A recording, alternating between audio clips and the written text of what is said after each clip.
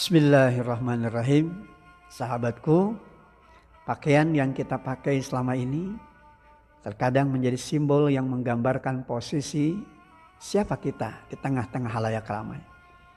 Ya, pakaian acap kali menjadi tolok ukur bagi sebagian kalangan untuk memberikan penguatan tentang sebuah posisi penting yang karenanya seseorang mendapatkan sanjungan, pujian, bahkan penghormatan yang sangat luar biasa.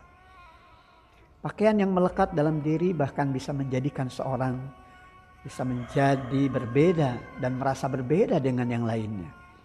Status yang muncul dalam kehidupan terkadang membuat diri manusia seolah tak ada pesaing dan tak ada banding. Namun ketahuilah bahwa sesungguhnya persepsi atau pandangan seperti itu adalah salah bahkan keliru. Pakaian dalam wujud lain berupa kedudukan, kepangkatan, popularitas seringkali menjadikan seorang menjadi merasa lebih tinggi dan terhormat, sehingga akhirnya ia berlaku zalim dan sewenang-wenang terhadap orang lain. Sahabatku, tahukah kita bahwa sehebat apapun pakaian yang kita kenakan, baik secara lahir maupun batin, pada akhirnya akan lepas dan berganti dengan pakaian yang sama, yang tanpa sekat, tanpa embel-embel, yang menjadikannya makin sadar bahwa ternyata inilah yang secara fisik akan menempel di badan kita. Pakaian seperti apakah itu?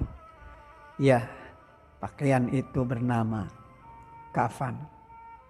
3 lapis kafan itulah yang pada akhirnya menyatu di badan kita.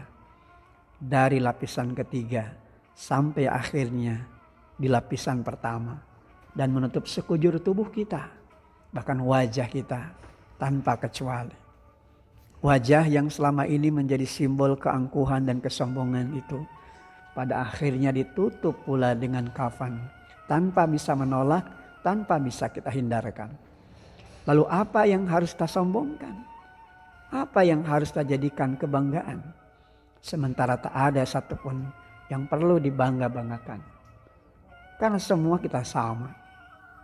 Semua pakai kafan dari jenis yang sama, tanpa perbedaan, bahkan tanpa model sebagaimana diinginkan.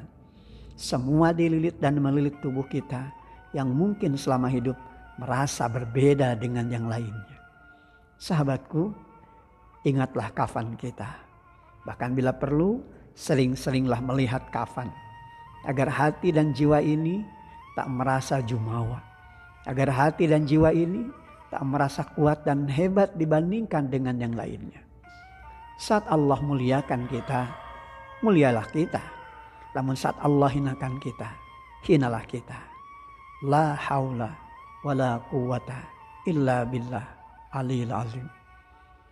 Qulillahumma malikal mulki tu'til mulka man tasha wa tanzi'ul mulka mimman tasha wa tu'izzu man tasha wa tudillu man tasha biyadikal khair innaka ala kulli syai'in qadir. Katakanlah, wahai Tuhan pemilik kekuasaan, Kau berikan kekuasaan kepada siapa yang Engkau kehendaki, dan Kau cabut kekuasaan dari siapapun yang Engkau kehendaki.